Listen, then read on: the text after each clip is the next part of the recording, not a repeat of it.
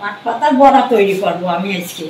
পাট পাতার বড়া তৈরি করার জন্যই পাট পাতাটা আমি সুন্দর করে ধুয়ে নিয়েছি।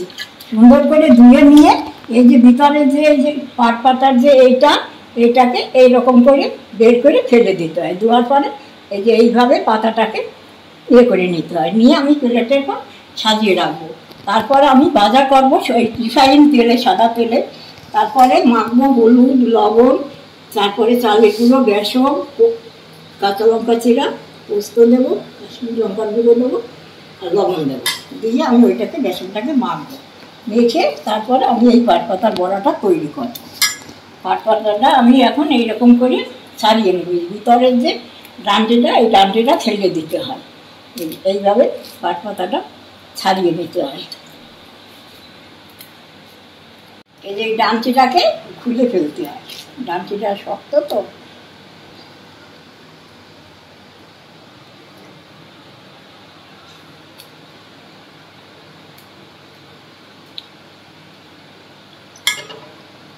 পাট পাতার বড়া তৈরি করতে গেলে এইটা ফেলে দিতে হয়।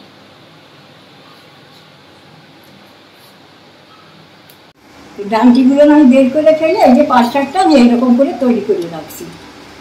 ডান্ডিগুলো আমি বের করে ফেলছি, পাঁচ শাকটা এই যে বের করে রাখছি। আমি 3 চামচ বেসন দেবো আর 2 চামচ চালের গুঁড়ো দেবো, দিয়ে ব্যাটারটাকে মাখবো।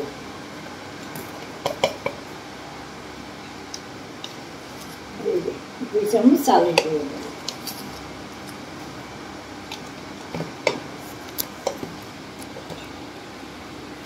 তারপরে এই পরিমাণ মতো লবণ দেবো, একটু হলুদ দেবো,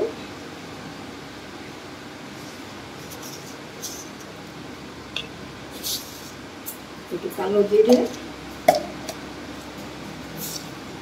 একটু পোস্ত, কাঁচা লঙ্কা চিরা,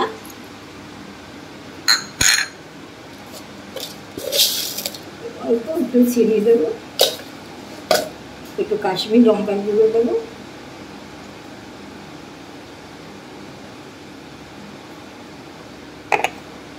দিয়ে এটাকে আমি জল দিয়ে মাখবো।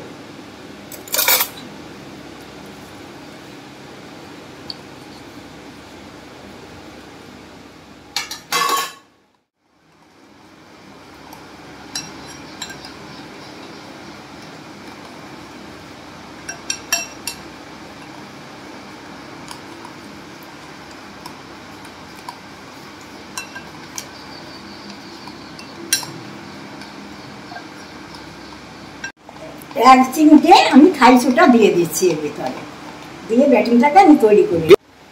কড়াই গরম হয়ে গেছে, আমি এবার তেলটা দিয়ে দিচ্ছি। বড়গুলো ভাজবো, তেল দিয়ে দিচ্ছি।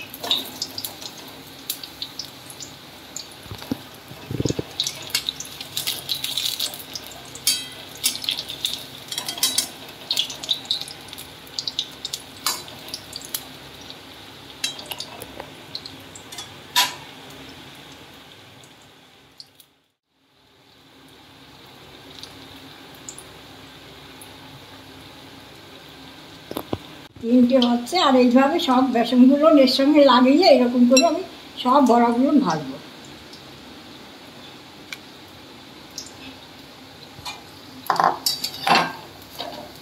এইভাবে সব বড়া করে ভাজবো।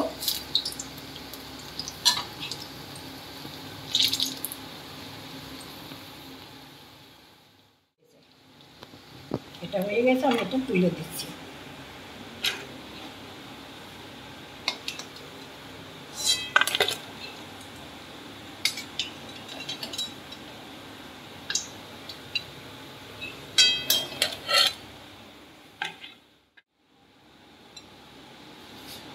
এরকম বেসন লাগালে সব বড়াগুলো এইভাবে করে